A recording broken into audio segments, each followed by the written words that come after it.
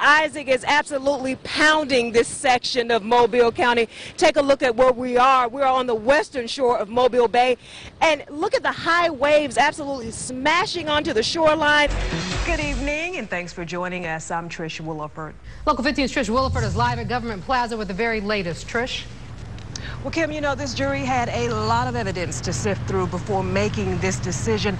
They even asked the judge if they could review that chilling video of the murder just one more time before making their decision. Trish Williford is live from Mobile Gas. Trish, you talked with both ADEM and Mobile Gas today. Kim, you're right. ADEM issued this certified letter to Mobile Gas, basically naming them the responsible party. Guys, as you can see, we are waking up to a beautiful morning here in Baldwin County. Police wanted Kirksey off the streets immediately, but they wanted to get him as safely as possible. A local arts curator shot multiple times earlier this week is in stable condition tonight. Wayne McNeil was shot while sitting on his front porch swing Wednesday night. He was rushed to USA Medical Center in critical condition. The police have no suspects and believe the shooting was random. If you have any information about this case, call police. Investigators are still on the hunt for a man who's the brother of a missing young mother. Now, this is Derek Wood. Police found him at his home after he failed to show up for a court appearance. Now, Wood took off in his car, taking police on a short chase before wrecking it. He took off to a nearby wooded area. Police later found his cut-off ankle monitor in the weeds. Now, Wood is the brother of Brittany Wood, who's been missing since May. If you know where Derek Wood might be, call police. A man from Bay Minette was busted in Saraland for allegedly having synthetic marijuana. 31-year-old Bradley Peak was arrested Wednesday. Investigators say they found synthetic marijuana, and a pipe used for smoking on him. Now, Peak is charged with unlawful possession of a controlled substance, marijuana possession, and possession of drug paraphernalia. A group of hometown heroes were honored tonight. The 92nd Division Buffalo Soldiers Association held a special tribute to several war veterans and fallen soldiers.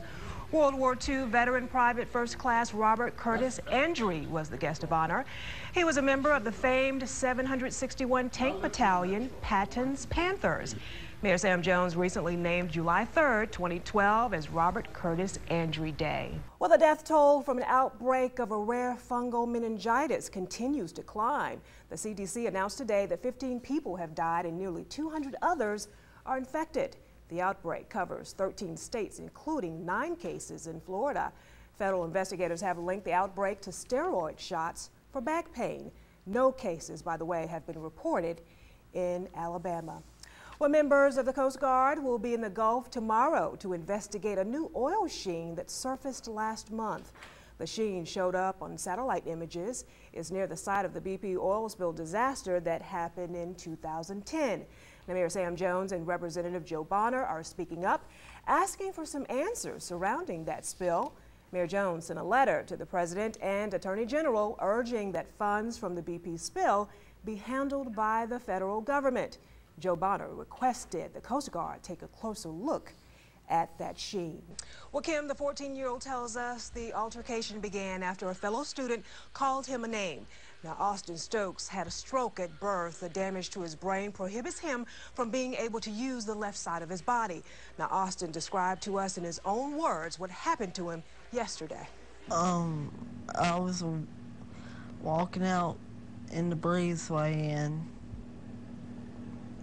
I threw a Coke can at the boy because he called me a retard, and then next thing out of the blue he punched me and lifted me up off the ground, and I became airborne. Hurts. I know it hurts, baby. I know. His face is bloody, his eye black and blue and nearly sealed shut. But still, 14-year-old Austin Stokes managed to smile today while talking to Local 15 News. His mother, on the other hand, is outraged about what happened to her son here at George County High School. She says a fellow student, a senior, punched her son in the face.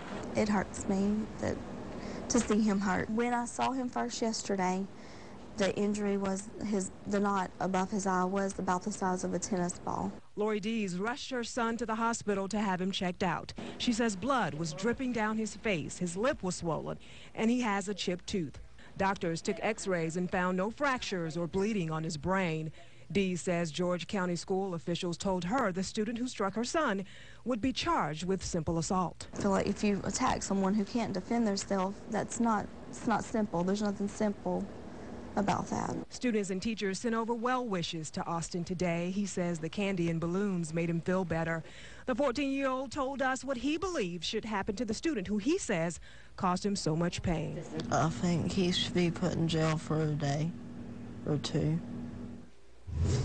Now, I spoke with Kylie Hughes, the principal of George County High. He would not talk to us on camera, but tells us the student who was not an athlete was suspended from school. He could, in fact, face expulsion.